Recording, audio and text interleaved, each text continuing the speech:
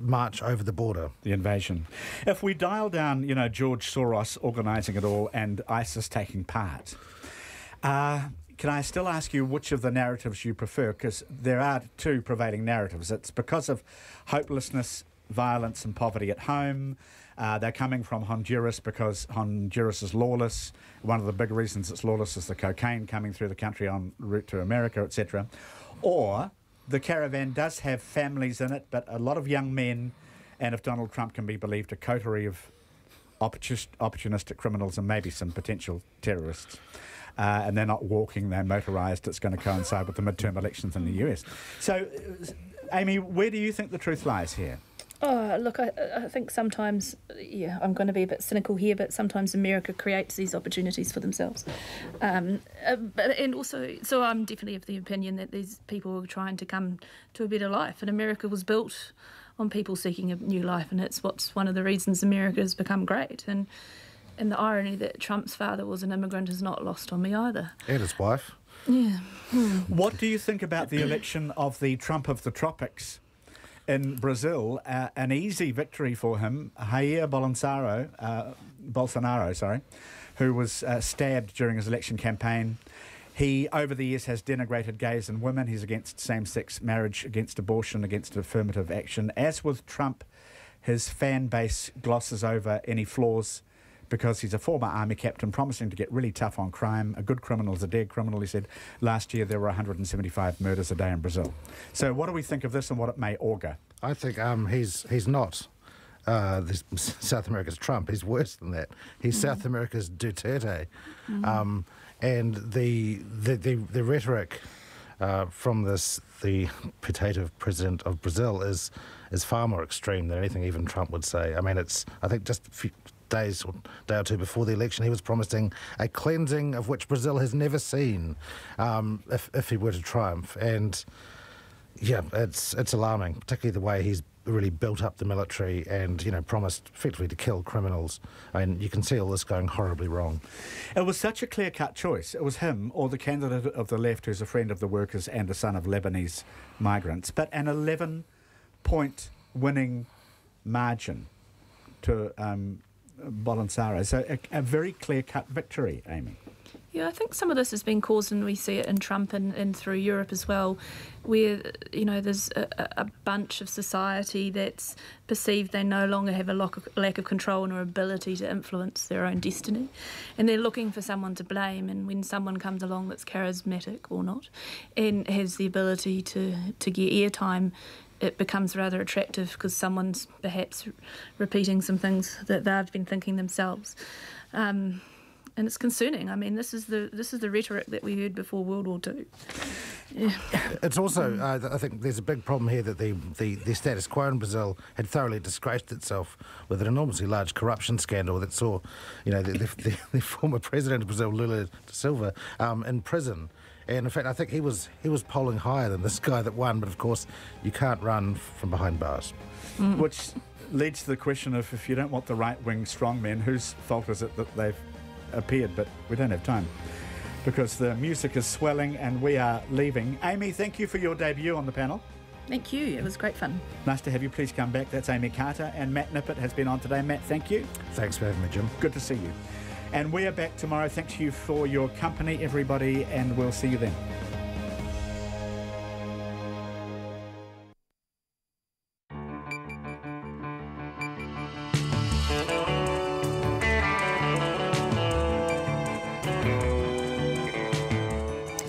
Te whakarongo mai koe ki te reo irirangi o Aotearoa. This is Checkpoint. I'm Lisa Owen. On tonight's programme, a Lion Air Boeing 737 with 189 passengers on board has crashed shortly after taking off from the Indonesian capital of Jakarta. We'll have the latest on this developing story. The government's been caught out over its promise to compensate State House tenants evicted over dodgy meth testing. Why a law change could be the only way for those affected to get what they're owed. The Earthquake Commission's assets have fallen below $200 million. Checkpoint can reveal the government will trigger the Crown Guarantee 2 months earlier than expected. And the weather doesn't play ball for the Duke and Duchess of Sussex, but they continue to charm audiences. RNZ News at 5. Kia ora, good afternoon. Ko Katrina Batten tēnei. A Lion Air passenger plane with 178 people on board has crashed minutes after taking off from Jakarta in Indonesia. Sources say the pilot of the Boeing 737 MAX reported technical difficulties about 13 minutes into the flight, which was going to Pangkal Pinang on the island of Bangar. The passengers included one child and two babies. The BBC's Rebecca Henschke is on her way to Bangor Island and says employers of Indonesia's state oil company have seen debris at their offshore facility in the area. They've been reporting things like plane seats from that plane, which is a strong indication of the state that that plane may be in, and the scene that rescue workers will have to deal with as they get closer to this area. Rebecca Henschke says Lion Air is a popular choice in Indonesia because it offers cheap prices. A law change is likely to be needed before Housing New Zealand can pay compensation to tenants who were evicted over dodgy methamphetamine testing. The Ministry of Social Development says it's preparing urgent advice for government ministers, as any compensation paid to beneficiaries could affect what assistance they're entitled to. 800 tenancies were terminated because of claimed methamphetamine contamination. Housing New Zealand has told Checkpoint it's in touch with 194 tenants about their claims for compensation, and 43 cases are in progress. The Immigration Minister has released correspondence with a convicted drug smuggler from the Czech Republic who's been granted New Zealand residency. The National Party wants to know why the man will not be deported when his prison sentence ends. Here's our political editor, Jane Patterson. Jan Antalik, whose real name is Karel Schrubeck, was jailed 2 years ago for more than 5 years for importing about 5 kilos of MDMA. Ian Lees-Galloway says he can't discuss why he granted him residency for privacy and legal reasons, but he has released a letter outlining the conditions Mr Schrubeck must abide by after his release, including not reoffending, not using a fraudulent identity or misleading a government agency. The letter also noted Mr Schrubeck had been given a residency visa previously, but under a false identity. Mr Lees-Galloway says he made the decision in light of the full view of information presented to him, and it was not made lightly. From Parliament, Jane Patterson. The jury in the trial of a man accused of murdering his ex-girlfriend has been told his obsession with her drove him to kill her. Rohit Singh is on trial in the High Court in Auckland, accused of murdering Arishma Chand. She was stabbed to death in her Manarewa home in November last year. In her opening address, the Crown Prosecutor Claire Robertson told the jury after Ms Chand ended their relationship, Mr Singh stalked her in the year leading up to her killing. The Clutha District Mayor says the community is hurting after the tragic deaths of 2 local power divers. The 2 Balclutha men, aged 23 and 51, went missing off the southern coast on Saturday night. Police had remained hopeful they might still be alive, but the National Dive Squad recovered 2 bodies from Purakonui Bay this morning. Formal identification is yet to take place, but police believe they're the bodies of the 2 divers. Clutha District Mayor Brian Cadogan says the deaths are a tragedy for the small community. It will reverberate right around the district because we are close-knit and everyone has a connection. So it's just one of those things that, like all small communities, you have to deal with and gather around the family and the friends. Brian Cadogan says he's thankful searchers were able to bring some closure to the men's family and friends. The Duke and Duchess of Sussex had a wet but warm welcome into the Able Tasman National Park this afternoon. They were greeted in the rain at Totaranui with a porphyry from local iwi. Sarah Robson has more.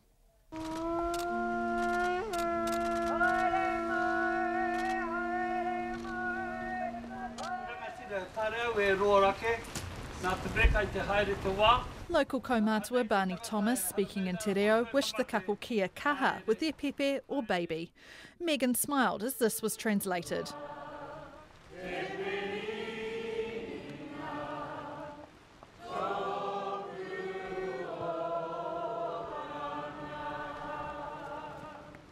Prince Harry told the guests he and Meghan felt fortunate to be visiting, and he even called the rain a blessing and a reminder of their connection to the land. He also relayed greetings from his grandmother, Queen Elizabeth. The pair then joined dock ranger Andrew Lamison for a walk along the beach, and they got a close look at New Zealand wildlife as a weka prowled around them. The royal couple will be back in Wellington this evening and will visit a new creative arts centre set up by groups including Weta Workshop. Call Sarah Robson, aho. It's 5:05. Sport, trying to lure the most capped New Zealand women's footballer Aviation out of retirement isn't a priority for the new Football Ferns coach Tom Sermanni. He replaced the controversial Austrian Andreas Herraf, who was criticised in an independent review for abusing and harassing players. Tom Sermanni has named his squad for next month's Oceania Cup in New Caledonia. Abby Urseg isn't in the squad, retired in May because of problems with Herraf. Sermanni says he's yet to speak to Urseg, who played 132 games for New Zealand over 12 years. The priority at the moment is that we need to get the team organised and ready and win this tournament. Then after that tournament, there's a whole range of things that I need to take into consideration. And obviously the Abbey situation is one of them. I mean, it would be remiss of me to try and deny that. Football Ferns coach Tom Sermanni. The Black Caps have added a second specialist spinner to their T20 squad to play Pakistan in the United Arab Emirates. Central District's left-arm spinner Ajaz Patel will join the side from the New Zealand A team, which has been playing Pakistan A in the UAE. The Black Caps play the first of their 3 T20 games against Pakistan on Thursday morning. The Oklahoma City Thunder have finally recorded their first win of the NBA basketball season with a 117-110 win over the Phoenix Suns. New Zealand's Steven Adams didn't play though after pulling out late with a calf injury. That's the news. A royal welcome. When you found out that you were on the Royal Visit programme, what was your reaction? Better go and get some new socks. Some not so sure. I would say I am a reluctant monarchist, and what I mean by that is it's a bit like Churchill's phrase on democracy, it's the worst of all systems apart from the other ones.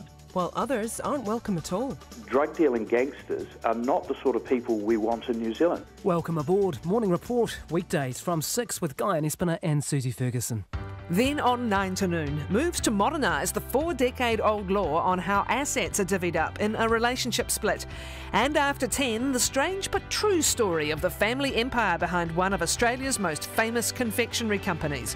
Join me, Catherine Ryan, on 9 to noon after Morning Report on RNZ National.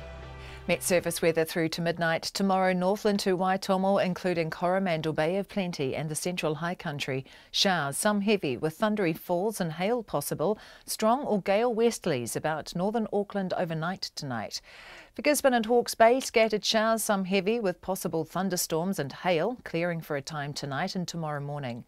Taranaki to Wellington, also Wairarapa and Marlborough. Scattered showers, some heavy with possible thunderstorms, especially in Wairarapa today. Showers becoming isolated tomorrow evening. Nelson, Buller and Westland north of the glaciers. Periods of rain with some heavy thundery falls and hail possible inland, easing to showers tomorrow morning, then gradually clearing and becoming fine. Canterbury, Otago and Southland, periods of rain or showers gradually easing from the south tomorrow. Southern Westland and Fiordland, fine apart from occasional showers about eastern Fiordland. And the Chatham Islands, low cloud with occasional rain. It's 5:08 and you're listening to Checkpoint. Thanks, Katrina. Well, coming up, the Housing Minister seeks urgent legal advice after discovering a law change might be needed before tenants evicted over dodgy meth testing can be compensated. And Checkpoint can also reveal tonight the government will trigger the Crown Guarantee 2 months earlier than expected. Those details are coming up, plus the royal visit. But we begin tonight with developing news. A plane that reports are now saying we're carrying up to 189 passengers and crew has crashed into the sea after taking off from Indonesia's capital, Jakarta, late morning New Zealand time. There are believed to be no survivors. The flight was operated by Indonesian budget carrier Lion Air. ABC correspondent David Lipson is in Jakarta. A short time ago, I asked him what he knew so far about what had happened to the plane. Well, this was a Lion Air flight that left Jakarta just after 6 o'clock this morning. It had 189 people on board. A distress call was made not too long after takeoff, and then authorities lost contact with the plane. Now, they have sent search and rescue teams to the site where the plane disappeared off the radar, and indeed they have found debris and what looks like petrol on the ocean surface, as well as life vests. And there are no signs of survivors, so things are looking very dire indeed for those on board, which included 178 adults, 1 child and 2 infants, as well as 2 cockpit crew and 6 cabin crew. So all indications at this stage are that it plunged into the ocean? That seems to be certainly the information that we're receiving from the officials here in Indonesia. They believe that the plane was very busy, very full because of Monday morning. They believe that it went into fairly shallow waters north of Jakarta. The water's just 30 to 35 metres deep, and the officials are planning on diving to see if they can recover the remains and indeed the black box as well. But there's no sign of life, so it seems those 189 people on board have perished. Do we have any details of what was said during that emergency call? Nothing at all officially, and that is perhaps part of the reason that the officials want to get hold of that black box, so they can not only get the recordings of the altitudes and the like, but also the conversations inside the cockpit. There were some official monitoring agencies that believe that the Lion Air Flight 610 fell at 40 degrees and dropped almost 13,000 feet in less than a minute. So that seems to suggest that something fairly catastrophic occurred, and that caused this plane to crash indeed into the ocean. This plane, as I understand it, was a Boeing 737 MAX, and it seems to have been the first crash or incident involving this particular type of jet. What do we know about it? Well, it was a fairly new jet as well. So we're told that it had only flown about 800 flight hours. So that is indeed very unusual for such a new plane to go down. Beyond that, we just don't know too much about the specifications of this airline and whether these sorts of catastrophic problems have occurred in the past. David, just the incline which you said that plane headed into the water suggests some kind of catastrophic event. Is there any talk about terrorism at the moment, mechanical failure, any of those things? There's just been no speculation as to what caused the plane to go down so suddenly. Of course, officials are investigating all of those potential outcomes. But the fact that there was a distress call made, and that it seems that it was, that would suggest that there was something mechanical rather than any kind of explosion that would have, you'd imagine, caused the plane to go down very suddenly. Indeed, perhaps without the cockpit crew having a chance to make a distress call. But look, that's really just educated speculation. It's just very hard to tell anything firmly at this point. What about Lion Air? Because I don't know if people here are that familiar with this airline. What can you tell us about Lion Air, and what kind of safety record does it have? Look, it's a low-cost airline, which is saying something in this part of the region. It's probably one of the cheapest airlines you can fly in Indonesia, and well, really all flights are pretty cheap here. The safety record hasn't been great, as I understand it, but I can't give you specifics on whether Lion Air planes have crashed in the past, only to say that they don't have the best reputation among people in Indonesia that fly a lot. We certainly try to avoid flying Lion Air when we can, but that is largely because, these extremely low-cost airlines often don't have the stringent checks that the more established brands do in this part of the world, as is the case everywhere. Can you tell us, are families starting to gather? What do we know? Yes, family will be encouraged to gather, indeed, at a centre that will be set up in Jakarta. I understand at Jakarta Airport could be where debris and bodies, if they are found, will eventually start coming through. Eventually they'll be taken to a police station in Jakarta to be formally identified. Well, our government has been caught off guard over its promise to compensate State House tenants booted out over dodgy meth testing. Housing Minister Phil Twyford is getting urgent legal advice after discovering a law change could be needed before the evicted tenants can be paid. Now, that's because compensation paid to beneficiaries would be treated as cash assets and could affect what support they get, like accommodation supplements. So where does that leave the people kicked to the curb as a result of the flawed methamphetamine testing? People who had to get rid of their belongings because they thought they were contaminated, and others who had to shell out for emergency accommodation. Producer Michelle Cook and I asked two of them what they'd heard from Housing New Zealand since it announced in September that compensation would be forthcoming. When we spoke with Phil Twyford and the apology was made by the government and things like that, there was a little bit of hope for me. And to just remind my father that everything's going to be okay. But I guess as time has gotten on, I always knew that things were going to be okay and that he was going to be well looked after because things started to fall into place. But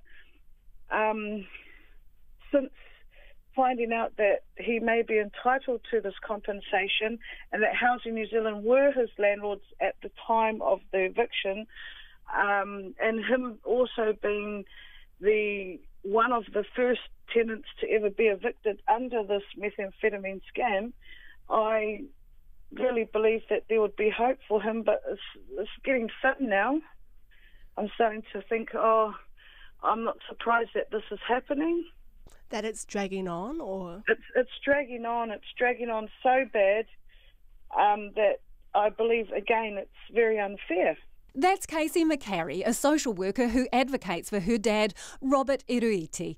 The government spent close to $50,000 on motel accommodation for him after evicting him from his Housing New Zealand home of 15 years after minuscule methamphetamine results, which no one believed he was responsible for. That was in 2015. Ms McCarry says her father threw out everything because of contamination concerns. Precious things like photos and paperwork and things that belonged to different family members that he had kept that actually was sentimental to him.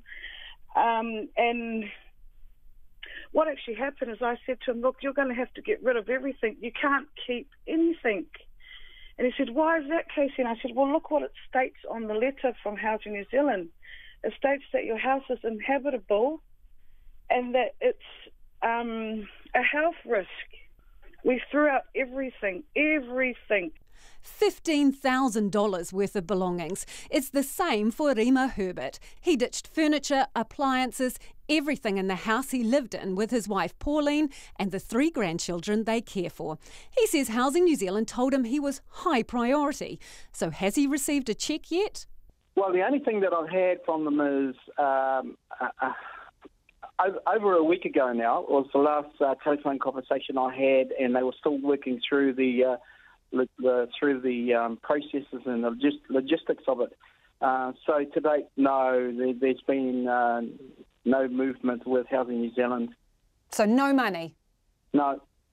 No money, and not even a conversation about what he might be eligible for.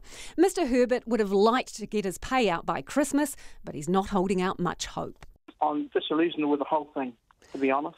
You were moved into emergency accommodation when you were evicted. Tell me, are you still paying back MSD for that accommodation? Yeah, well, I'm almost paid that up in full, so it's still been taken out of my benefit at this stage. So I'm not too particularly worried about a few more dollars to go out of there, but someone is going to have to address the MSD payment that I used. How much have you paid them back, around about? Oh, I'm not too sure. It's I don't know, about $2,000-3,000. After Checkpoint first highlighted Robert Eruiti's case in December last year, Housing Minister Phil Twyford met with him in person to apologise, and within a week, Robert was in another Housing New Zealand property. But less than a year on, Mr Eruiti has to move again and needs money to furnish his new home. He can't afford to buy the furniture.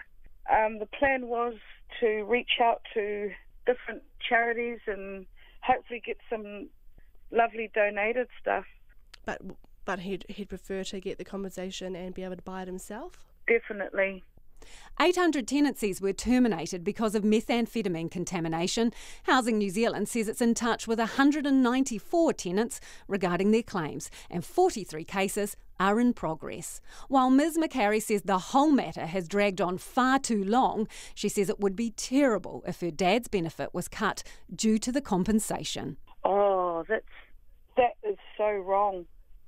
Their benefits should not be affected, because what's going to happen, I know what's going to happen, because it's a lump sum of money, it's probably even going to be taxed and made as an income, if you know what I mean. Yeah. That's just so wrong. It's disgraceful. As for Mr Herbert, he says the whole thing has been a mess from the beginning. Well, right now, I feel that I've been pushed aside. Maybe it's because it's out in the news media that they've said, well, let's leave this family to suffer a little bit more. I don't know, but I feel gutted, to be honest. They've forgotten about you again. Yeah, that's what I feel right now. Housing New Zealand declined to be interviewed, saying there is nothing to add to what has already been made public, and that good progress is being made on the compensation claims. While Housing Minister Phil Twyford says he only learned a law change may be needed last week, he refused our invitation to be interviewed on the show, but instead provided us with a statement saying it wasn't the government's intention that any compensation for meth be treated as income or assets. He said he didn't know about this issue when Housing New Zealand announced its compensation package, and he was expecting advice shortly and said the issue would be resolved as soon as possible. We also spoke to the government's coalition partner, New Zealand First, this afternoon, and we've been told by a spokesperson that they have been consulted over a possible law change and will support what is needed in order that people can get their compensation. But New Zealand First couldn't give us a timeline for when those talks took place. Meanwhile, RNZ asked Prime Minister Jacinda Ardern at her post-cabinet conference today where the compensation was at. Yeah, I've checked in with the Minister's office. Look, I understand that they're just working through some technical details to make sure that in providing compensation that we wouldn't have that counted, for instance, as income, and then that would in effect be cause other elements of benefits in particular to be deducted or reduced. So there's just some technical work that's being done to make sure that we go through the compensation process in a way that's fair and as we would intend. Checkpoint can tonight reveal the Earthquake Commission's assets have fallen below $200 million, and the government will trigger the Crown guarantee this week. Checkpoint understands that a $50 million payment will be made to the Natural Disaster Fund on Thursday. It comes as a Christchurch resident warns others to avoid the courts at all costs. Peter Glasson went on a hunger strike in April of this year. His 8-day strike only ended after a mediator helped negotiate an agreement to settle with Southern Response for damage to his property from both the 2010 and 2011 quakes. Now, months on, he insists if he hadn't taken that drastic action, he'd still be waiting for a resolution. A non-disclosure agreement prevents Mr Glasson from discussing details of that settlement, but he says hundreds of thousands of dollars in legal fees have left him out of pocket. We're better off in terms of our moving on with our life, and that was the real reason we decided to do the hunger strike. Was we realised that this would otherwise have gone on for years more and would have cost us hundreds of thousands of dollars more than it already had. So emotionally you're better off, you get to move on. Financially, are you better off? I know you've got a non-disclosure agreement. Let's not get into all of that. I just want to know if you came out of it on top financially or not. I can't really discuss that, I'm sorry, because of the NDA. So that's something that we can't really discuss. Suffice to say that we did spend hundreds of thousands of dollars fighting Southern Response and EQC. Right, through the courts. So you spent a ton of money. Absolutely. Not just through the court, but on just fighting the sorts of games that the EQC and Southern Response and their lawyers play to delay claimants. So what advice would you give other people? After all the publicity, I'm sure you've had other people asking you, what should we do? How do we get our claim sorted? And what do you say to those people? Well, the first thing I think is don't get involved in court action. The courts, in my view, I've sat through a number of the court hearings on the earthquakes, and I don't believe that the courts are giving justice. The Christchurch High Court is giving justice to earthquake claimants in Christchurch. It's a game that's played out by lawyers and costs the claimants thousands and thousands of dollars and puts people financially into the red. So that's the first thing. Peter, is it just that they've got more resources? They have more resources and they use engineers who are prepared to say what the insurance companies want them to say. And so to fight that takes a lot of money.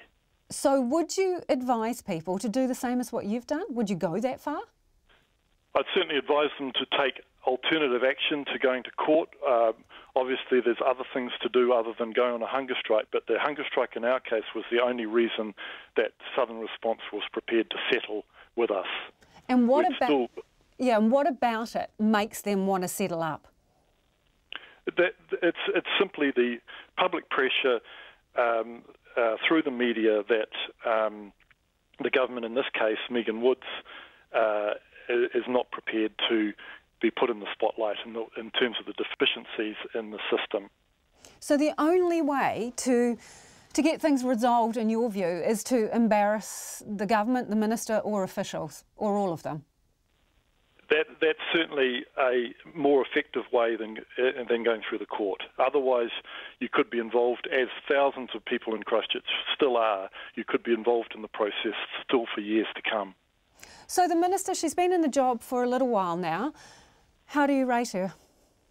Well, personally, I can't see much difference between Jerry Brownlee and Megan Woods in terms of their performance for Christchurch earthquake claimants. It's really disappointing when you go, and I personally have been to see both Megan Woods and Duncan Webb. When you go and see them about your case, the first thing they tell you is they will not intervene in specific cases. And it's very sad that when you vote in MPs, you can't get any help from those MPs that are supposed to be representing you in Parliament. That is former hunger striker Peter Glasson. In a statement, Earthquake Minister Megan Woods' office says it appreciates the stress that Mr Glasson was under and says the government has made resolving claims in Christchurch a major priority. It says it's introduced an insurance tribunal, a disputes resolution service, made changes to the EQC board and set up a new one-stop shop for EQC and Southern Response cases. But it says a lot more work needs to be done to ensure all Cantabrians can move on with their lives, and the Minister, they say, is working every day towards that goal. And the Duke and Duchess of Sussex have continued to charm New Zealand crowds, meeting with youth workers, as well as fitting in a flying trip to Abel Tasman National Park. The day began with tea and cakes in a popular Lyell Bay cafe, where hard discussions were had about mental health and the challenges our young people face. Our royal reporter Logan Church reports. Welcome to the first leg of the Royal Tour, Day 2. This morning, the Duke and Duchess visited Maranui Cafe in Lyell Bay. Hundreds of royal fans of all ages, carrying flowers and Union Jacks, lined the sides of the road, eager to get a glimpse of the pair. Among them was Lyell Bay local Michelle and her son Elijah. We just live around the corner, so it's been fantastic that Prince Harry and Meghan chose to come to our local cafe for morning tea and to meet some of the locals. I think it's an excellent representation of Wellington versus some of the big posh hotels or something in town, to actually for them to taste a piece of New Zealand, a piece of Wellington. Stepping out of their BMW, Harry dressed in a casual grey jumper and Meghan wearing a seaweed green trench coat, a black turtleneck and jeans, the pair went into the famous coffee spot to meet representatives from several youth charities. Inside, over a cuppa for Meghan and a glass of water for Harry, mental health was a hot topic. Among those invited was Melissa Lama, from South Island Pacifica youth charity Pilot. Afterwards, she told me their discussions were wide-ranging, from biculturalism to the effect gaming is having on children. People at my table mentioned some of the games and how it can have a negative effect on the brain, and Megan was like, Harry, especially Fortnite, right? Like, she turned him to, she was like, Fortnite. I wonder if Harry's a secret Fortnite player. Yeah, well, he kind of just went, yeah. But she was like, yeah, like Fortnite. But yeah, I was like, man, I can't believe I assumed that they will be under a rock. Like they're both well aware of what's happening. Yeah, they're both down with all the generational changes and all the things that are trendy. But for Melissa, today was an extra special day. Look, I'm a young mum at 17, and when I sat there, I felt like I was representing not only the Pacific people, not only those people who invested time and resources into me, but also where I've come from, that young mum who really thought that that was it, like there was no hope for my future, and that's totally wrong. After leaving the cafe, the Duke and Duchess met children from the local primary school. They said it was very kind of me to come up and meet them, and they said it was nice to meet me. Although it proved too much for one boy, who burst into tears, Megan tried to comfort him. As the motorcade left Lyle Bay, cafe staff brought out royal leftovers for the hungry crowd. The owner, Bronwyn, says a lot of preparation had gone into today. We've done quite a bit of pre-planning, so we sort of had a emergency coffee cart and opened up our other place, Queen Sally's, and we had a lot of excited staff, obviously.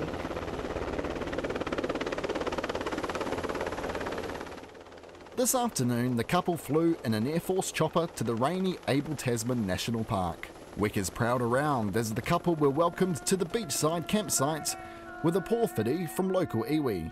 Harry and Megan took a stroll along the yellow sand beach, arm in arm and sharing an umbrella, with Dock Ranger Andrew Lamison. They spoke about conservation as well as fake news. The Royals then joined local school kids and youth volunteers for brownies and a spot of tea. Harry said they brought greetings from his grandmother, Her Majesty the Queen.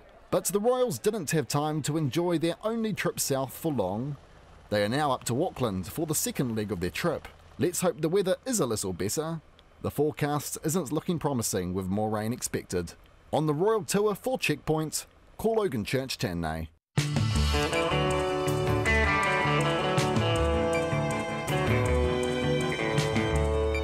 Coming up, an Auckland school looks at closing one of its classes because it can't find enough teachers for next year. A tornado strikes the Waikato, and Leicester Football Club confirms its Thai owner and 4 others perished in a fiery helicopter crash yesterday. We'd love to hear feedback, so don't forget you can text us on 2101, you can tweet us at checkpointrnz, or send us an email at checkpoint@rnz.co.nz. But first, here's Katrina Batten with the headlines. A child and 2 babies are among 189 passengers and crew lost on an Indonesian airliner that crashed soon after taking off from Jakarta. The pilot is reported to have complained of technical difficulties about 13 minutes into the flight. Debris and petrol has reportedly been seen on the ocean's surface. ABC correspondent David Lipson told Checkpoint there's been no indication of why the plane went down so suddenly. Housing New Zealand payments to 800 tenants evicted over dodgy methamphetamine testing may have to wait for a law change. The Ministry of Social Development says it's preparing urgent advice for government ministers because any compensation could affect tenants' benefits. Housing New Zealand says it's in touch with 194 tenants about their compensation claims. The Immigration Minister has outlined conditions a convicted drug smuggler from the Czech Republic must stick to once he's released from jail. Jan Antalik, whose real name is Karel Srubrek, was jailed 2 years ago for more than 5 years for importing about 5 kilos of MDMA. The conditions include not reoffending, not using a fraudulent identity or misleading a government agency. Ian Lees Galloway's letter to Mr Srubrek has been given a residency visa previously, but under a false identity. The jury in the trial of a man accused of murdering his ex-girlfriend has been told his obsession with her drove him to kill her. Rohit Singh is on trial in the High Court at Auckland, accused of murdering Arishma Chand. In her opening address, the Crown Prosecutor Claire Robertson told the jury the pair were in a sexual relationship, but Ms Chand ended it. The Clutha District Mayor Brian Cadogan says the deaths of 2 local power divers are a tragedy for the small community. The 2 Balclutha men, aged 23 and 51, went missing off the southern coast on Saturday night. The National Dive Squad recovered 2 bodies from Purakonui Bay this morning. Those are the headlines. I'm back at 6. Thanks, Katrina. Time to catch up on the business news of the day with Madison Reedy. Madison, so Air New Zealand and Virgin Airlines, they're parting company. Why? What's going on and what are they up to? They've officially split, and this was caused by Air New Zealand. Air New Zealand ended their code share alliance, which had been going on for actually 7 years. So what they were doing were feeding each other's passengers onto some other flights across the Tasman. Sometimes if you were on an Air New Zealand flight, you'd actually jump onto a Virgin aircraft when you turned up at the airport. So that won't happen anymore. So Air New Zealand said about a month ago that it thinks it's got big enough for its own boots and it's going to tackle Australia alone, that it has enough staff there and enough of a kind of brand market share there, so it can go it alone there. So it's doing that now, but there's no tears on Virgin's side of this. I've spoken to Virgin Australia and they've said that they're upping their game. So with every ticket that you would buy on a Virgin flight now from across the Tasman or within New Zealand, you would get a meal, a movie, onboard Wi-Fi. So they're really going for quality. Full service. You're getting full service, exactly, but they're also upping quantity. So both airlines, as a result, have upped their capacity on Trans-Tasman routes by 15%. Here's the thing, people listening to this, what they want to know is, am I going to get cheaper flights? Is it going to make any difference? An analyst says yes. So when there's more competition in any market, typically to attract as many customers as you'd like or want to get and get more revenue, you typically do have to lower fares. And I even put that to a transport analyst. It was Andy Bowley from Forsyth Bar. I said to him, even though Virgin would obviously have to invest more and spend more on in-flight meals and movies and offering all of those services, they expect that airfares will still drop. Okay, let's move on to Sky Television. It has won a court case. Now, this is against an internet streaming service. So what, this is in essence people kind of pinching Sky's product via decoders, is it? Yes, so what this case was against, Sky brought this against My Box, which are set-top boxes called Cody boxes. So try not to get too technical here, but it's not necessarily like your Netflix or something. It's kind of more similar to like a Skybox almost. You plug it in, but what this one does is it connects to the internet. So it's not necessarily its own channel or service or anything like that. It just gives you a way to stream other content. And some of that content that was being streamed was pirated, hence why Sky took it to court. So they took them to court under the Fair Trading Act and said that what you're doing is illegal here. We think that you've breached the Fair Trading Act, particularly because they were promoting it as a legal thing to buy. Right, that was my question. So did viewers who are watching via this think it was legit? Well, we haven't spoken to all of the customers, so we don't necessarily know that, but the High Court has ruled that My Box was selling these in ways that consumers could have been misled or deceived into thinking they were legal. Some of the evidence was pretty overwhelming in Sky's favour as well. There were some interesting social media posts and also website posts posted on My Box's website there, one which said it's 100% legal, also never pay for Sky again. But there is more to come. Yeah, so they're claiming damages, are they? Yeah, they're going for compensation, which we expect will be about at least 1.4 million. Sky then says that they've also taken about $570,000 off them and lost business every month since July. Well, those are big figures, aren't they? Okay, what's been happening on the market today? Actually ended up slightly higher, 0.5%. That's 47 points to close at 8,616 points tonight. Sky TV's share price actually rose slightly, 2% to $2.30 on that High Court judgment there. New Zealand dollar rose slightly too, 65.3 US cents, 92 Australian, and buying at 50.9 British pence tonight. And New Zealand dollar, where are we finishing up? That's it there. Oh, that was it. Sorry, I just missed the last bit. Do you want it again? Yeah, go on. What was it? 65.3 US cents. 65.3, yeah, gotcha. Thanks, Madison. Madison Reedy with all your business news. The suspect in the worst anti-Semitic attack in US history is due to appear in court tomorrow to face 29 criminal charges. Robert Bowers is accused of shooting dead 11 people in a synagogue in Pittsburgh. Among the 11 people gunned down were a husband and wife, 2 brothers, and a 97-year-old woman. Zachary Goldman reports. Good morning, everyone. Thank you for being here with us today. Officials on Sunday identifying the 11 worshippers shot to death inside a Pittsburgh synagogue. 75-year-old Joyce Feinberg, 65-year-old Richard Gottfried. Victims of the deadliest attack ever on American Jews. Many of the murdered were elderly and members of the tightly knit and historic Squirrel Hill Jewish community. 97-year-old Rose Mallinger of Squirrel Hill. David and Cecil Rosenthal were brothers. Bernice and Sylvan were husband and wife. Contact, shots fired, shots fired.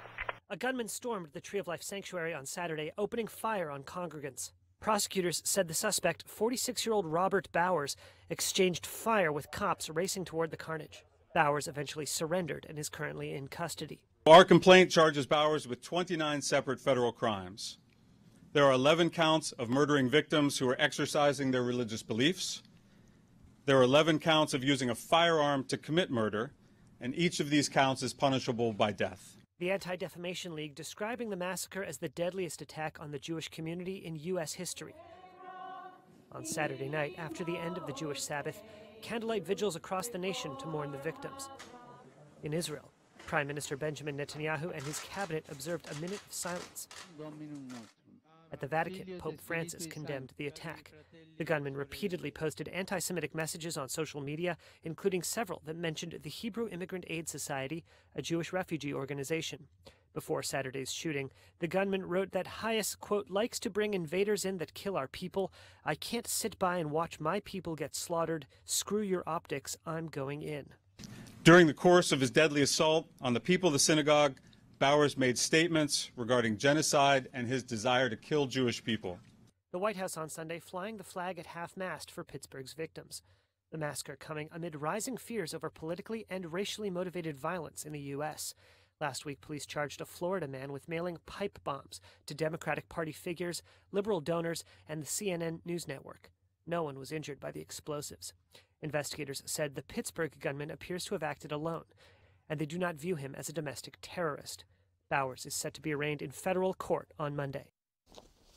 And fans of England's Leicester City Football Club have been plunged into mourning after a fiery helicopter crash killed the club's Thai owner and 4 others. The helicopter plummeted to the ground in the stadium car park after a match yesterday. An area outside the stadium is now awash with flowers, scarves and club T-shirts. The BBC's Dan Rowan is outside the stadium and has this report. It's a city in shock. Tributes and tears outside the King Power Stadium in Leicester today as the club and its fans struggled to come to terms with last night's helicopter crash. Just yards away, the burnt-out wreckage as an investigation into the tragedy continues. Club owner Vichai Srivadhanaprabha, one of 5 people on board. The Thai billionaire had been at the ground to watch Leicester City's draw against West Ham United last night. An hour later, the moment his helicopter took off, captured in the post-match coverage. As you can see, the owners are now heading off. Just seconds later, this. The helicopter turning into a fireball. Eyewitnesses saying it spiralled out of control. Oh my God, a helicopter's just crashed next to the stadium. Srivadhanaprabha bought Leicester City in 2010, leading it to unprecedented success. Known as one of Thailand's most astute tycoons, he made his vast fortune through a duty-free retail empire. But no one could have predicted his club's unforgettable Premier League triumph 2 seasons ago, one of the greatest fairy tales sport has ever seen. Among those to pay their respects here today, members of a Thai football academy. The affection in which the owner is held obvious by today's outpouring of emotion. This is a shock to everybody, the whole football world. Leicester City, England, football, it just, you don't expect this. It's a big thing for Leicester City, this, and he was the best bloke that you could have. He never went by you without acknowledging you. They've brought us such highs and such joy, bringing us all the way up from League One, and for the family to suffer this awful thing, it's just so cruel. It doesn't seem fair. Yeah, it's a difficult one to process. Football today uniting in tribute. A minute's silence held at several Premier League matches. He wasn't just one of these chairmen that came in and sort of just put some money in for a certain time and tried to get it all back out like a lot of these greedy chairmen are doing at the minute in the English Premier League. He actually was here for the long term, he was here for the community, and he wanted the best for this football club. With inquiries led by the Air Accident Investigation Branch continuing at the crash site, local police have appealed for patience. This evening, as the fans waited for official news, a poignant moment marking this, the darkest day in their club's history. Dan Rowan reporting there. The man accused of murdering South Auckland mother Arishma Chand has been painted in court as an obsessed ex-boyfriend whose relentless infatuation drove him to kill her. Rohit Deepak Singh has pleaded not guilty to the murder of Ms Chand, who was found dead in her Manurewa home last November. Annika Smith filed this report from the opening day of his trial at the High Court in Auckland. On the 12th of November last year, Arishma Chand was the subject of a brutal and prolonged attack with a knife and another weapon. This happened while she was in her bedroom, alone at home, moments after her boyfriend had left and moments before her parents arrived home, in less than 16 minutes.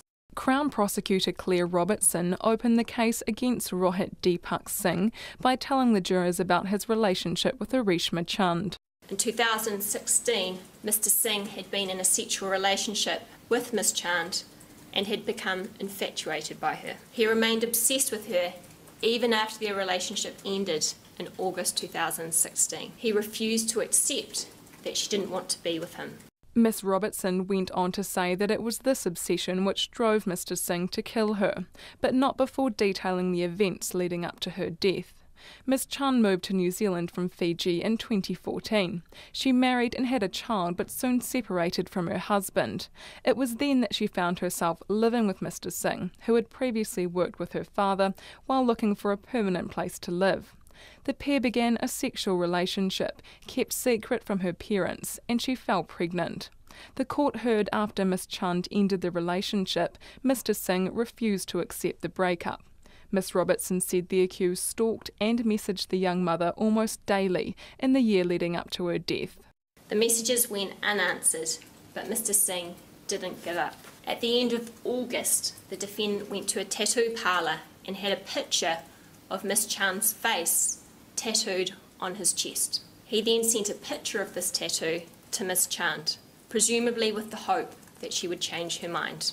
Ms Robertson said Mr Singh told a colleague if Ms Chand wasn't going to be with him, she couldn't be with anyone else.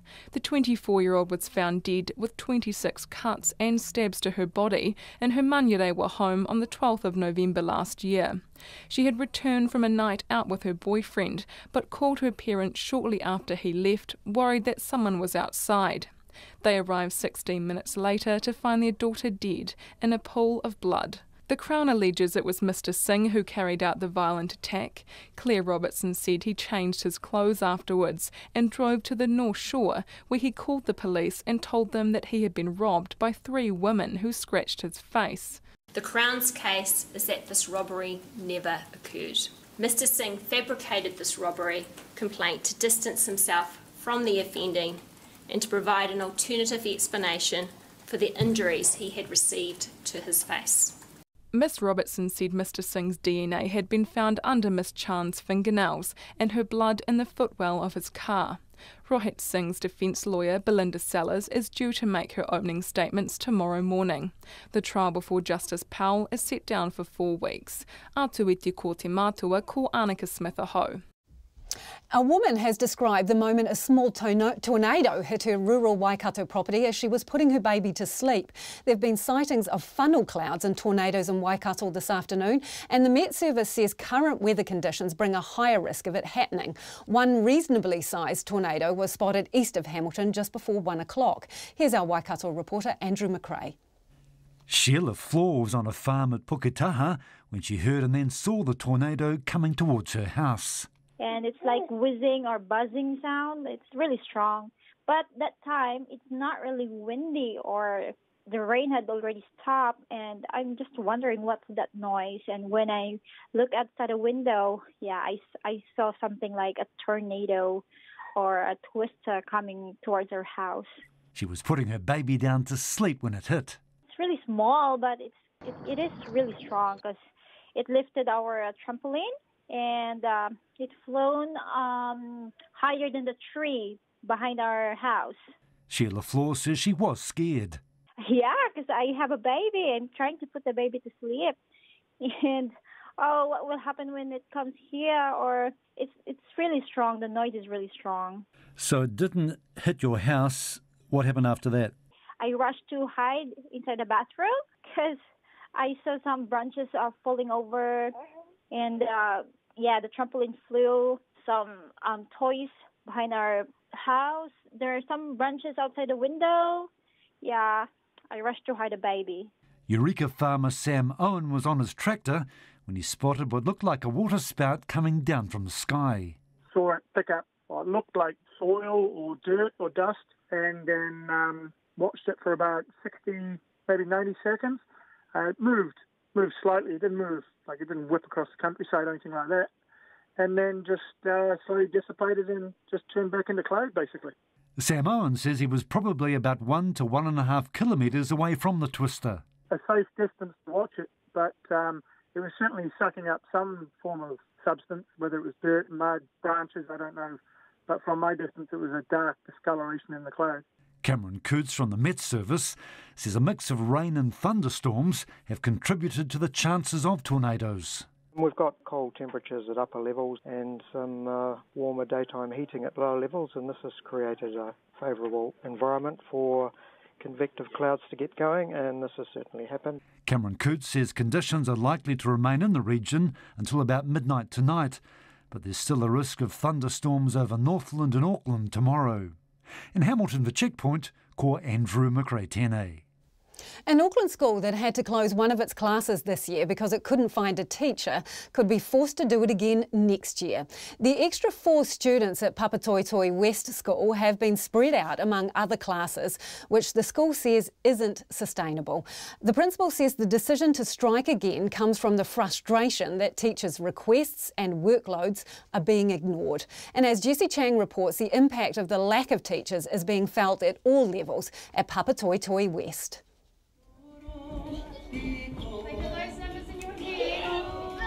Debbie Kiang's teaching her new entrant students how to count by playing her own version of musical chairs. What's your number? 50. And the amount of children Debbie Kiang looks after is actually nearly 60. She's a new entrance teacher and works in an innovative learning environment, an open space with 2 other teachers.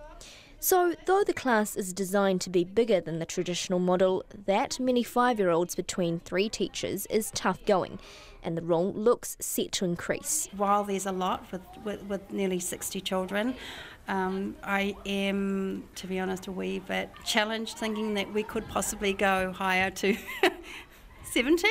I know that there are more children coming in. Fire Debbie, as she's known to her students, says some of the children don't know how to go to the toilet properly, fall asleep in the afternoon, or can't recognise their own name.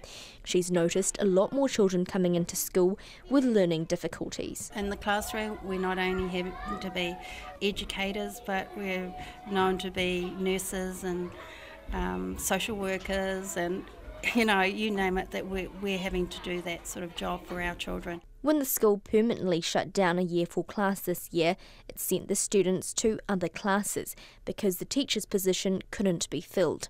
The principal, Diana Tregarwith, says she only received interest from about 3 applicants who didn't have a good enough English level. In the end, we decided for the good of the children that we would just split the class so that the teachers had larger classes. We thought about it and talked to the teachers, and we all decided that that would be the best option. And another vacancy this year means the situation could continue for another year. I'm having to re-advertise because we haven't filled all our positions, and in the past I would advertise once and we would get enough teachers to cover our positions, so that's made it really difficult as well. Both Debbie Kiang and Ms Tregarwith voted to strike a second time last week.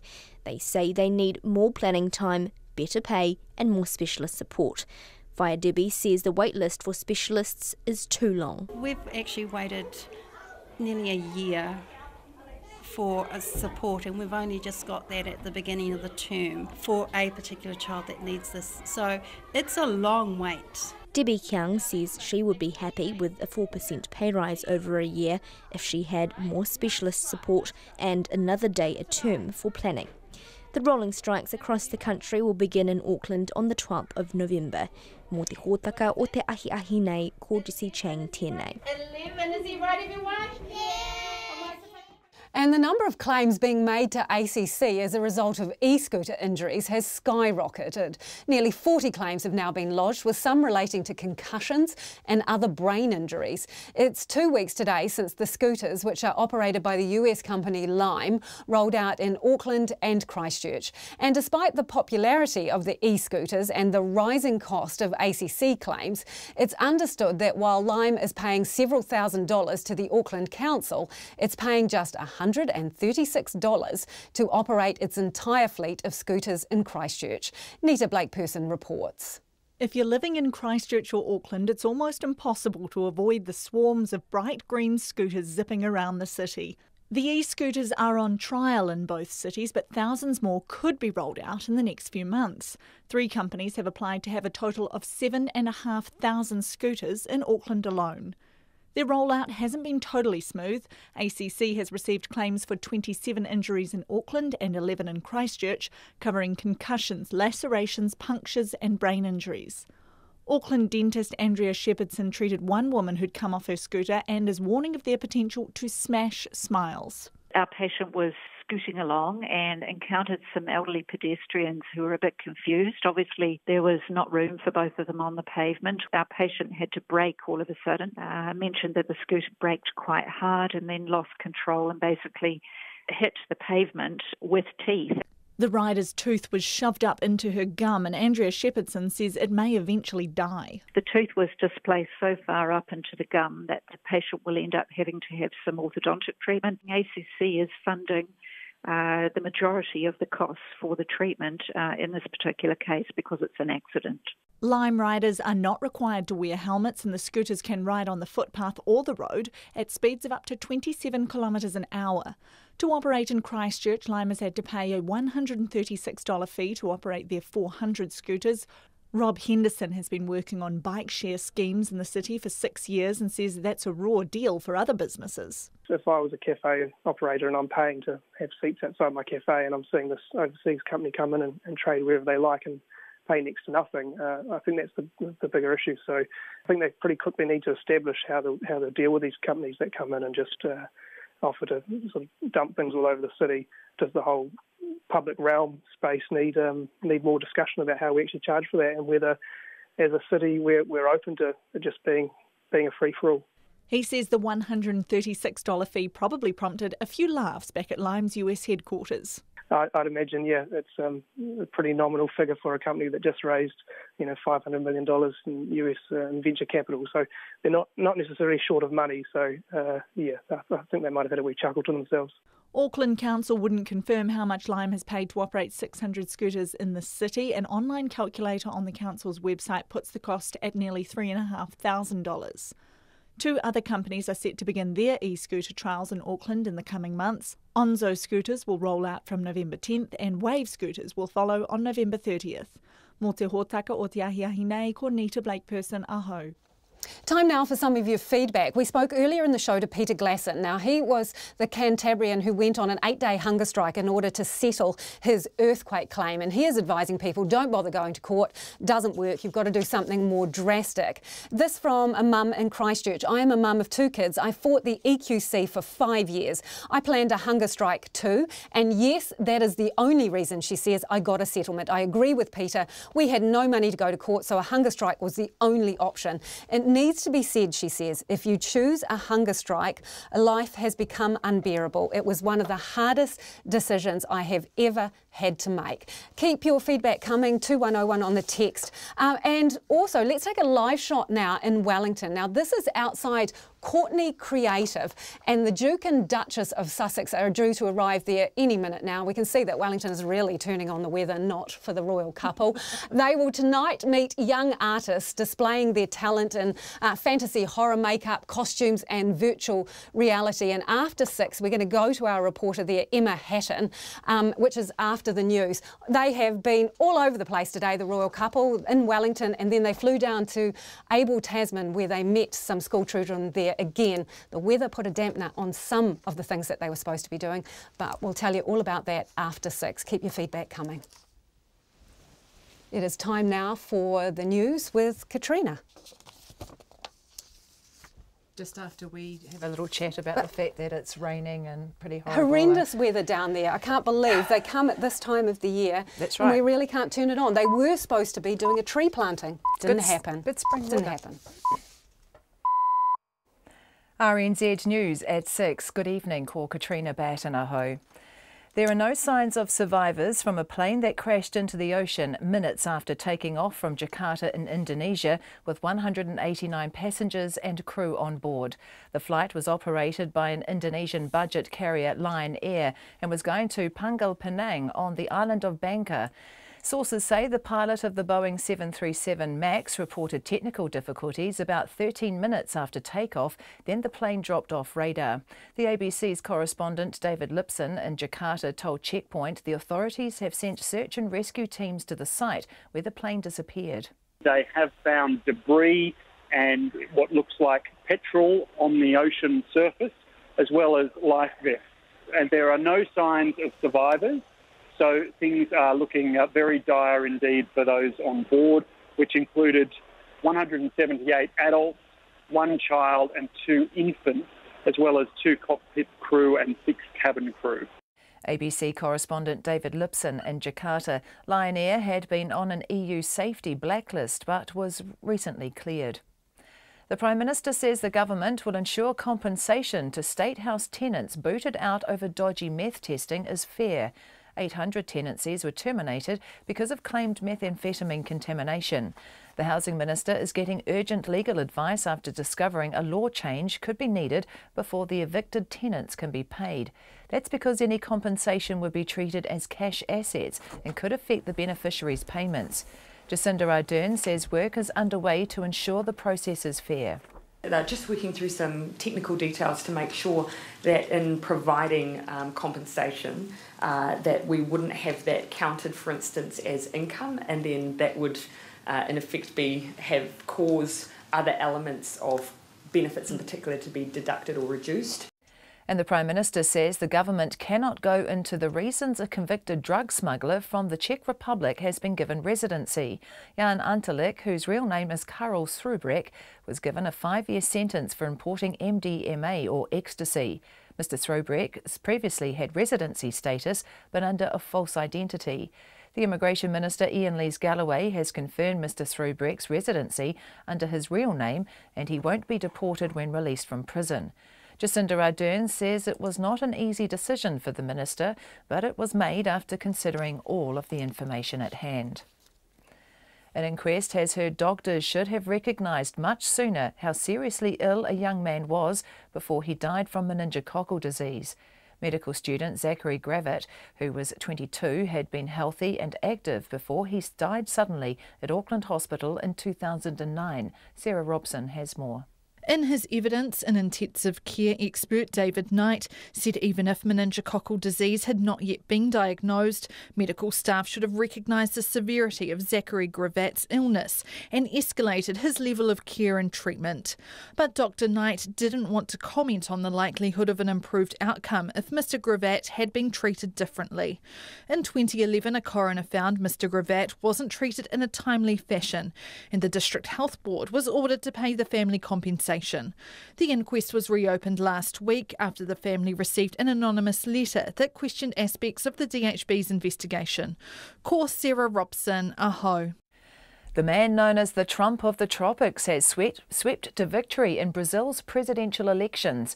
In the most polarising election in decades, the far-right candidate Jair Bolsonaro beat out his leftist rival Fernando Haddad.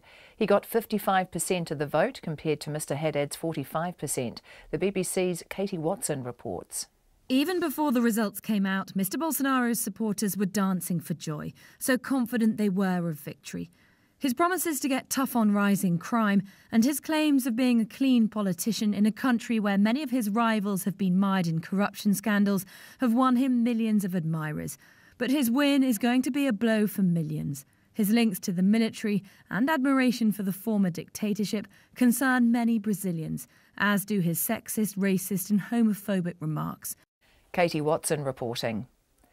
The Duke and Duchess of Sussex had a wet but warm welcome in the Abel Tasman National Park this afternoon. Local iwi greeted them with a porphyry at Tōtaranui. Prince Harry and Meghan then joined a dock ranger for a walk on the beach and later chatted to school children and youth volunteers over afternoon tea. The verdict from some of the young people there was that the royal couple were chatty and relaxed. Tonight the Duke and Duchess are visiting a new creative arts centre in Wellington. The bus union has called off a bus drivers' strike in Wellington. The strike started last Thursday but caused minimal disruption to the bus network. It was over a long-running pay dispute between the union and Transurban. It's 6:05. Sport and Independent Review of Cricket Australia has delivered a scathing report on its governance and culture. The review was commissioned after the ball tampering scandal in South Africa in March. The ABC's David Mark reports. Tonight on Nights, an independent review into the scandal has delivered a stark report into the culture of Australian cricket and what it calls a winning without counting the cost attitude. The report says a common description of Cricket Australia is arrogant. It's been accused of bullying and ostracising when things don't go its way. The Australian players don't always come out well in the report.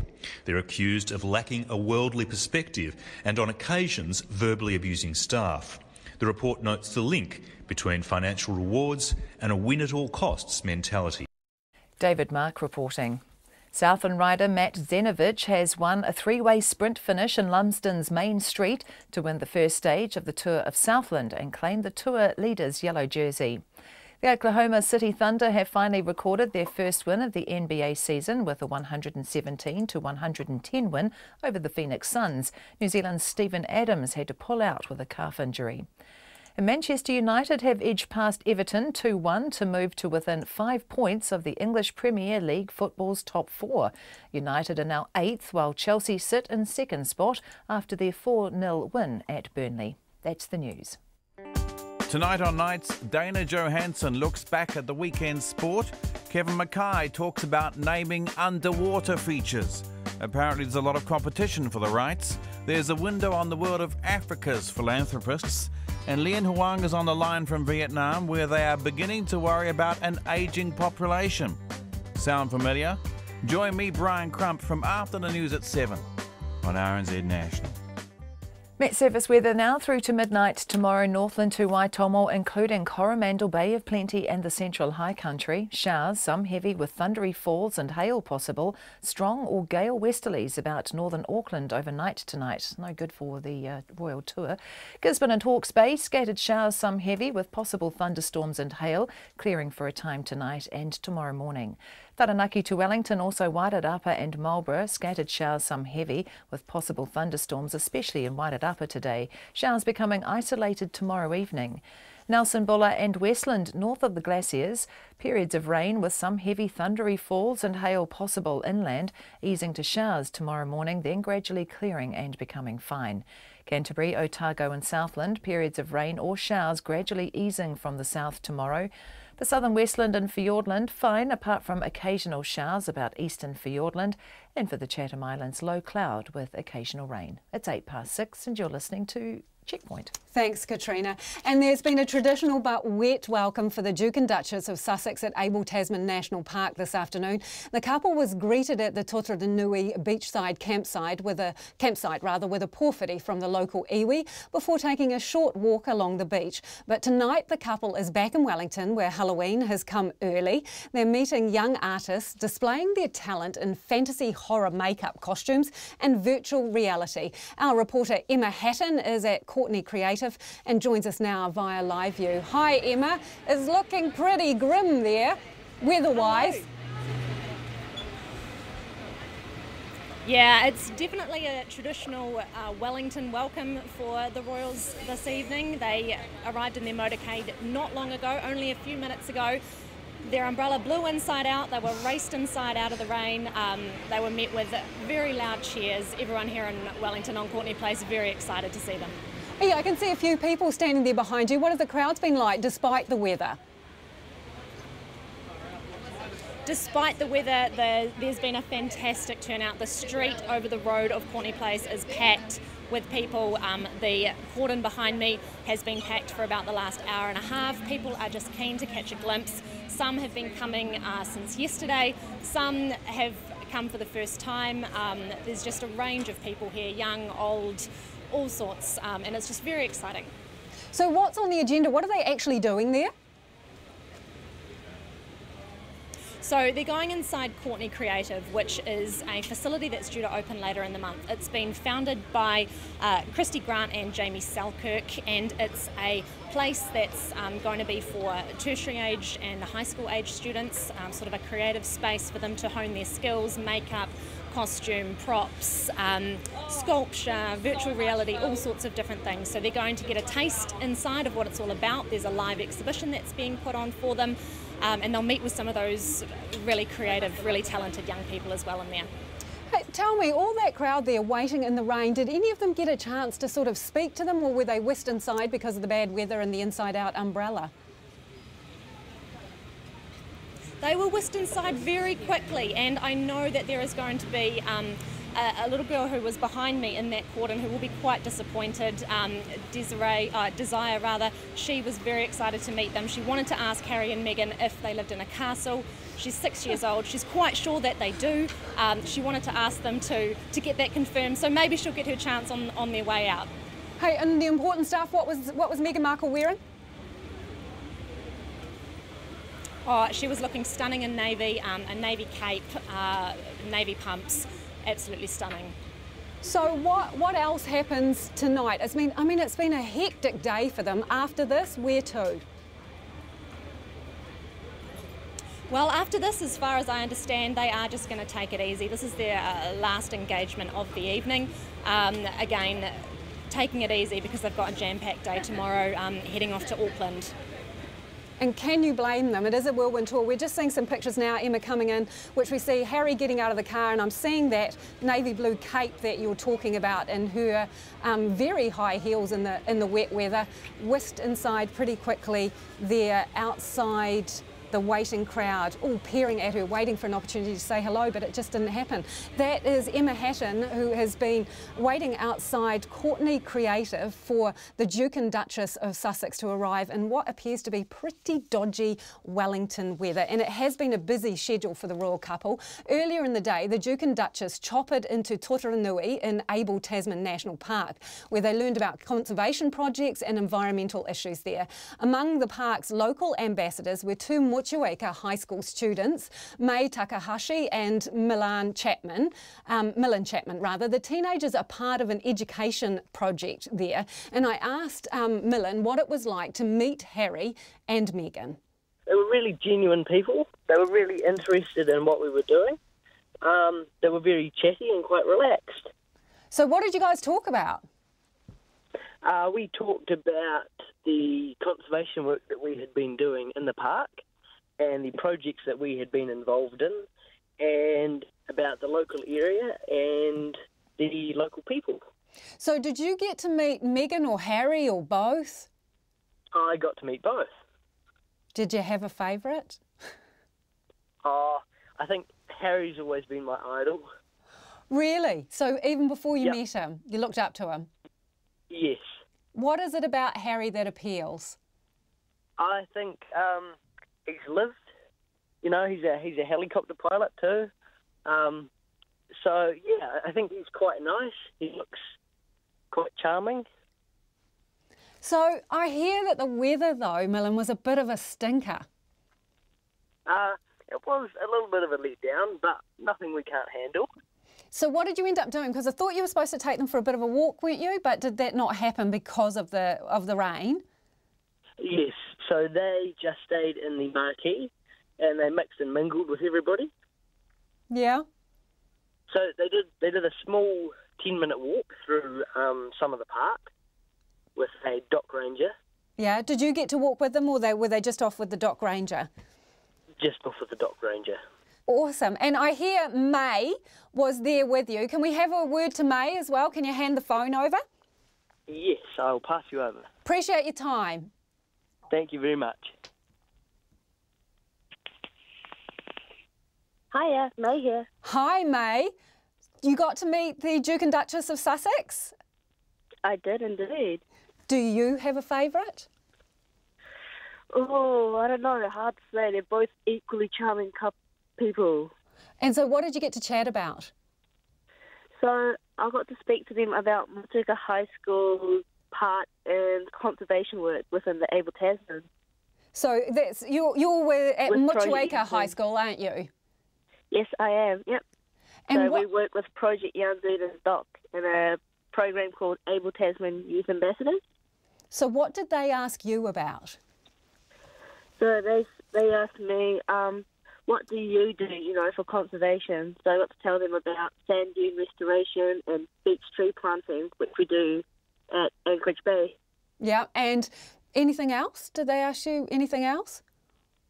Well, so obviously they had a lot of people to talk to, so we didn't have a lot of time. But, I feel like even within that little window of time we had with them, you could just tell that they were very caring and understanding people. So that was absolutely lovely. And what gave you that impression, May? What about them? What about their manner and things? So right off the bat, even when they just shook my hand and said, "Hello, May," they obviously looked at my name tag first, so they could greet me by my name. And then as I spoke to them, they were both very earnest in listening to me, and they would be looking at me and asking me questions where they were curious. Did you get to ask them anything in particular? No, not really, I'm afraid. Do you like the Royals? I mean, did you have an interest in the Royals before you met these guys? Well, I do follow them, not earnestly, but I did follow the news a little bit. But, seeing these people that you only see through your screen, seeing them in the flesh, that was like a really awesome moment for me. What will you tell people? What will you tell people about meeting this couple? What's the thing that you'll remember the most? The thing I'll remember the most? Well, personally, just from my point of view, I think I'll remember being able to represent Project Yanzoon for them, actually, and my school. Yeah. Just being able to proudly represent them and show these people the passion that youth can have. I've just got to ask, May, this is a very serious question. What was Megan wearing? Megan, she was wearing very practical clothes, actually. Oh, like what? She was wearing sneakers and some tidy jeans and a jersey and a scarf. So were you quite impressed that she turned up dressed for the occasion, for a decent bushwalk in New Zealand bush? Yeah, no, because when you look at some of the photos, obviously she's got some lovely dresses in there. But I was going, if we got to plant trees or go through a walk, that might not be the attire suitable. But no, it was very practical and it looked lovely. Well, that was May Takahashi and Millen Chapman, who are part of the Yanzoon Conservation Project, who got to meet Megan and Harry this afternoon. A passenger plane with 189 people on board has crashed into the sea shortly after taking off from the Indonesian capital, Jakarta. There are believed to be no survivors. Debris thought to be from the Lion airplane, including aircraft seats, have been found near an offshore refining facility in the Java sea. The Boeing 737 MAX 8 was flying from Jakarta to Indonesia to the mining hub, to a tin mining hub there. And Jeff Thomas is the editor-in-chief for the airline ratings.com, and he's going to be with us shortly, hopefully. But basically they are searching the area. Emergency service, Indonesian search and rescue teams are combing that area, in particular for the black box from the Lion airplane. As we say, that crashed shortly after takeoff. I think it was about 13 minutes into the flight that they made a distress call. The aircraft has 189 people on board. It's believed to have sunk after crashing into the sea. Reports say that there are no survivors that can be found at this point. And I think Jeff is on the line there. Hi, Jeff. Jeff, can you hear us there? Oh, yeah, I can hear you. Fantastic. Hi. Jeff, what can you tell us about this aircraft, the 737 MAX 8? It's a relatively new Boeing aircraft. What do you know about it? Yes, look, it's a brand new aircraft. It's less than a year old. It's the latest model of the Boeing 737. This one's configured for about 210 seats. I understand there's 188 passengers and crew on board this particular aircraft. So a brand new aeroplane flying for an airline that's got a really good reputation these days. This is a real mystery. The line's slightly dodgy there, Jeff. If I can just get you to stay still while you're talking to us, that would be fantastic. This particular plane had only been operating for a few months. Do we know how many hours of flying it had done and whether there were any problems with it before? Don't know exactly how many hours, but as I said, it is brand new. And as far as reports of defects, we don't have any of those either at this stage. The pilot did report the problem. He took off and only climbed to about 1,800 metres and held the climb. He did talk about turning back to Jakarta, but in fact he did not turn back. Contact was lost. Contacted with. Jeff, we're losing you slightly, but we'll see if we can still hear you. So is this the first recorded incident involving one of these particular types of jet? Yeah, this is the first recorded incident of a 737. Jeff, I might just get you to move your position a little bit and we'll see if we can get a better signal to you there. So just the plane, do we know if there have been any other recorded accidents with that type of jet? I think we have just lost Jeff there, but that was Jeff Thomas, who's the editor-in-chief for airlinesrating.com. What he was saying there is that the plane, well, it was relatively new. As far as we know, it had low flying hours. It's the Boeing 737 MAX 8. It's a relatively new type of aircraft and supposedly more fuel-efficient version of the Boeing's workhorse kind of jet. Now, striking hospital nurses have dominated the headlines this year when it comes to the health sector. But for most people, GPs are the gateway to the health system. And in primary health care, a major change is underway that will mean cheaper doctors' visits for 500,000 people from December. As part of an RNZ special 1 year on from when the coalition government was formed, health correspondent Karen Brown looks at what's been achieved in that area. The fact that more than 500,000 people said they could not afford to see a family doctor was a hot topic in the run-up to last September's election. Both National and Labour promised cheaper GP visits from July this year if they were elected.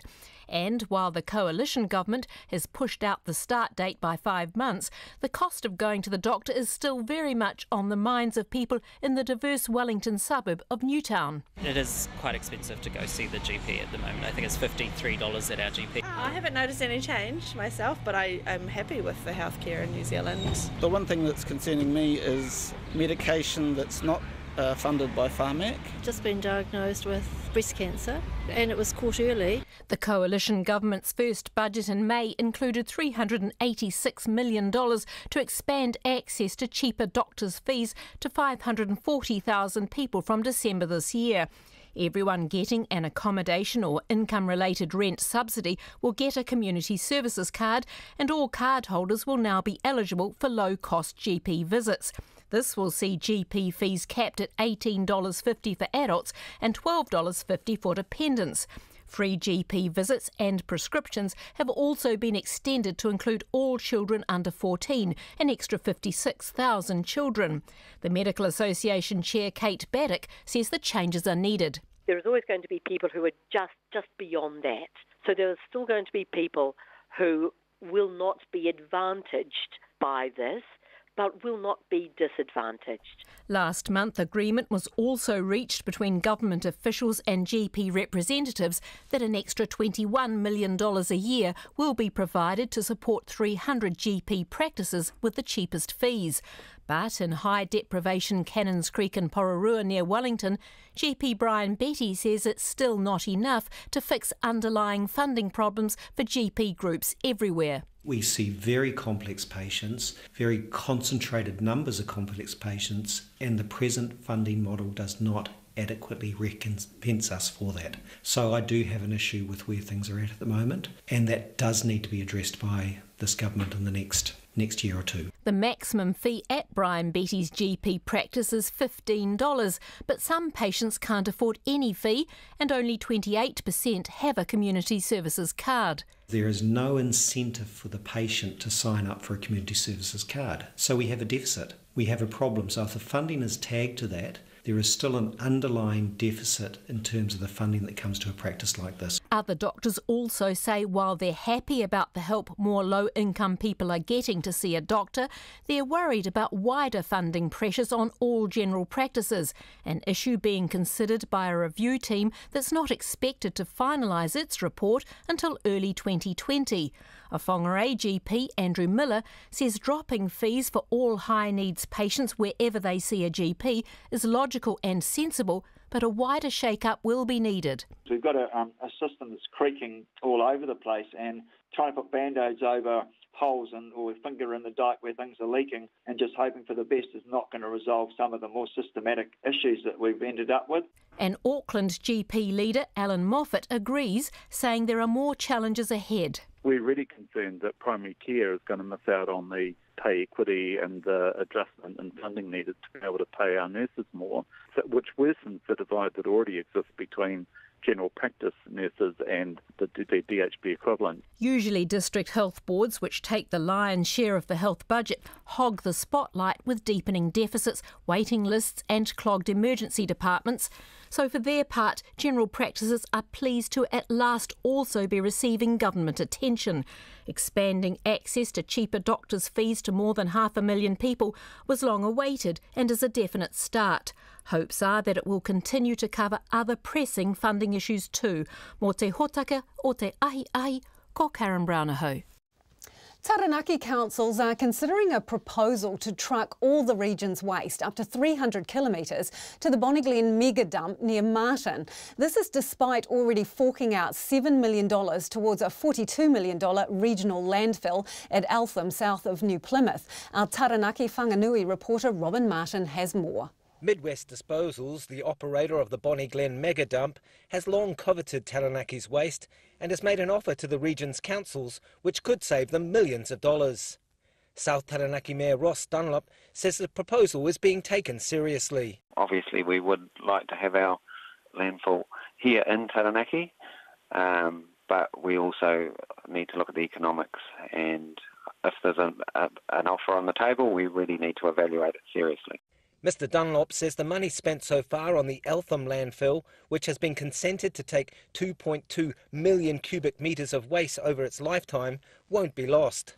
We would certainly want to know that if we go to the alternative, that 7 million hasn't been wasted. The only reason we have got this good offer is because we have the consented landfill. So whilst it may seem, yes, we have spent a lot of money, we may have spent a lot of money to save a lot of money as well.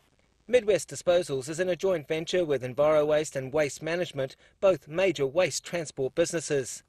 Ross Dunlop says the councils would make sure any deal stacked up before going ahead, and that the proposal's carbon footprint would also be considered. In a joint statement, the chief executives of Taranaki's 3 district councils say the Midwest offer has forced them to reconsider their waste disposal options. The preliminary proposal suggests there could be savings of millions of dollars for Taranaki ratepayers, and a detailed investigation into this option is underway. If the option to use Bonnie Glen were adopted by the three councils, the central landfill could be banked for future use. But Manawatu environmental consultant Greg Carlyon says the council should be wary of putting all their eggs in the Bonnie Glen basket. It's going to be the monster for the lower North Island, there's no question. All of Kapiti, Horowhenua, and I imagine eventually Wellington and possibly Wairarapa will end up there as well. What I understand is that other councils are nervous about getting put in a position where this company has got them by the short and curlies. Mr Carlyon says the proposal might not look so good in a few years' time. Once you're in and you've got a decent deal, the alternative of building your own landfill becomes, by the day, less attractive. But then once you've got a monopoly in place, it can potentially run the other way. So I'd imagine that's what a number of the district councils are thinking about. Enviro Waste, speaking on behalf of the joint venture, declined to comment. But on the streets of New Plymouth, people were uncomfortable with shipping waste out of the region. I just don't think that's a fair cop for the other region to take on your rubbish. Should be your own backyard. For me, locally it would be better. First thoughts are if it's going to save us money, it's a good thing. Absolutely ridiculous. I don't think it's a good idea at all. We need to deal with our own waste. It's just more trucks on the road, more road user, more pollution. You've spent all that money setting it up there, why don't you bloody use it? A decision on the Bonnie Glen dump proposal could be as much as a year away. I Taranaki mo te hōtaka o te Atenei, ko Robin Martin-Aho. And that is all we've got time for on Checkpoint this evening. Thank you for joining us on your radio, your television, online, or however you chose to connect with us today. You can catch up on our stories tonight on rnz.co.nz/checkpoint or on our Facebook page. And for all the latest news, information and feature stories from New Zealand and around the world, go to rnz.co.nz, the homepage. But from me, Lisa Owen and the Checkpoint team, have a great night. RNZ News headlines at 6:30. Search and rescue teams face a tough job looking for survivors from the crashed Lion Air flight off Indonesia. The Prime Minister has assured State House tenants booted out over dodgy meth testing the government will make sure compensation is fair. And Jacinda Ardern says the Immigration Minister made his decision about a convicted drug smuggler from the Czech Republic after considering all of the information at hand. Doctors should have recognised much sooner how seriously ill a young man was before he died from meningococcal disease. The man known as the Trump of the Tropics has swept to victory in Brazil's presidential elections. Bus drivers in Wellington have called off their strike. And State Highway 1 south of Tokoroa is closed to traffic following a serious crash. Our next news and weather is at 7. RNZ National with a fresh take